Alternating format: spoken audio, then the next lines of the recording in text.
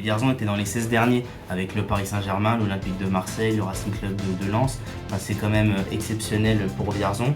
Bon, ensuite, le résultat, on le connaît, on perd 1-0 contre Grenoble, mais il n'y a vraiment pas de quoi rougir pour cette performance. Ils ont été jusqu'au bout, ils ont tout donné. Bien sûr, et puis une barre transversale à la 85e minute. Donc c'est dommage parce que le gardien était complètement battu et je pense qu'on aurait gagné au tir au but, mais on peut pas refaire l'histoire, ça s'est passé comme ça. C'était une très belle journée, ça a été un très très bon moment sportif. En fait, au départ, les idées émergent, donc je réfléchis tout ça. Ensuite, j'en parle forcément avec Madame la maire. Donc elle valide ou pas, et puis ensuite j'en parle avec les différents services, que ce soit la jeunesse, le sport. Après il faut mettre en lien le CTM pour certaines choses, le service bâtiment, parce que par exemple on prend le basket 3-3 qui a eu sur Vierzon, oui. Et évidemment il faut des barrières, il faut tout ça, c'est une certaine organisation. Donc en fait les idées viennent comme ça. On a un peu parlé du roller hockey cette année. Oui, et pourtant ils ont fait des très très belles performances. Ils n'avaient jamais été aussi haut pour leur championnat. Ils ont atteint les demi-finales, donc ils sont arrivés 3e. Et c'est le meilleur résultat qu'a connu les Prédateurs concernant le championnat en Ligue 1. Donc pour la jeunesse aussi, je veux dire, dans tous les clubs, surtout les sports collectifs, il y a des jeunes, que ce soit de U7 jusqu'à U17, quoi. Donc ça va de 7 jusqu'à 17 ans, même 18 ans. Donc les jeunes à Vierzon pratiquent du sport, il n'y a aucun problème là-dessus.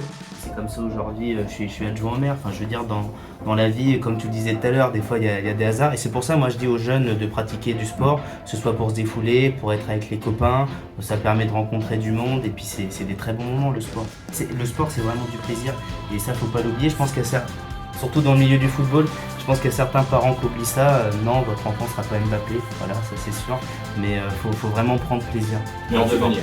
Est-ce qu'il y aura une journée sport à la rentrée fin août, début septembre? Alors comme maintenant ça a été modifié depuis l'année dernière. Avec la fête des associations. Voilà, la foire exposition et après le forum des associations, avant c'était l'inverse. Donc on avait fait la journée du sport le 28 août il y a 2 ans parce que ça n'avait pas encore été décalé. Maintenant que c'est décalé, que le forum des associations et avant la foire expo, il n'y a pas besoin de faire la journée du sport parce que sinon ça ferait 2 événements à la suite et je voudrais pas que les clubs sportifs participent à la journée du sport et pas au forum des associations. Donc c'est pour ça qu'on va se retrouver tous ensemble au forum. Est-ce que les clubs sont encore en difficulté pour trouver des bénévoles?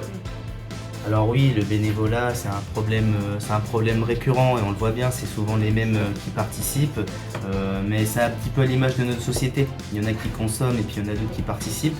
Mais par contre, forcément, au bout d'un moment, certains vont arriver dans le club, ils vont reprendre les choses en main. Enfin, je veux dire, les bénévoles sont très importants, mais évidemment, il n'y a pas d'indispensable. Par exemple, si demain les bénévoles décident de partir, il y en a qui n'auront pas le choix de se reprendre en main.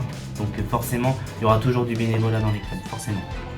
Donc on l'a dit, c'est vraiment le dernier là, bloquer une journée dans la filière sport? Oui, c'est le dernier club sportif qui s'est inscrit là récemment. Peut-être un autre club va arriver, donc c'est-à-dire qu'actuellement les Medladies c'est une association, mais s'ils sont affiliés à une fédération, ça deviendra également un club sportif. Qu'est-ce qui manque? Un soutien financier? Non, il faut être affilié à une fédération pour être le club sportif. Si en fait on fait du sport mais qu'on n'est pas affilié à une fédération, on ne peut pas être un club sportif. Et pourtant les Medladies, c'est du sport, hein. Enfin, je veux dire, Ah oui, c'est très acrobatique, oui, non, mais il y a le bonbon, enfin, ouais, j'en sais quelque chose. Oui, c'est vrai, c'est toi qui as animé le championnat de France. C'est le championnat de France, ouais. Gerson, question, est-ce que tu fais du sport, toi? Oui. À part chauffer ta voix, qu'est-ce que tu fais? J'ai fait de l'escrime au club de Vierzon. Alors toi aussi, ça te canalise? Bah oui, c'est quelque chose que j'aime beaucoup et voilà, c'est chouette, les gens sont sympas là-bas, enfin, tout génial. Et j'en profite, on a encore notre Miss autour de la table. Ilona, est-ce que tu pratiques toi une activité physique sans mangerbouger.fr? Je vais régulièrement à la salle de sport. Forcément, parce que le foot, ça restera toujours un sport populaire. C'est un porté étendard, et dans toutes les villes, c'est là où il y a le plus de licenciés, ça reste le football. Voilà, ça a toujours été comme ça. Après, par exemple, là, on va avoir la Coupe du Monde de rugby. Forcément, il y en a plus qui vont se mettre au rugby. Quand Teddy Riner faisait ses super résultats au judo, il y a eu plus d'inscrits au judo. Donc forcément, par exemple, au tennis, on n'a plus personne. Aujourd'hui, on n'a pas de tennisman français. Mais quand ça va revenir, forcément, les jeunes vont s'inscrire au tennis. Enfin, généralement, les jeunes s'identifient à une star du sport.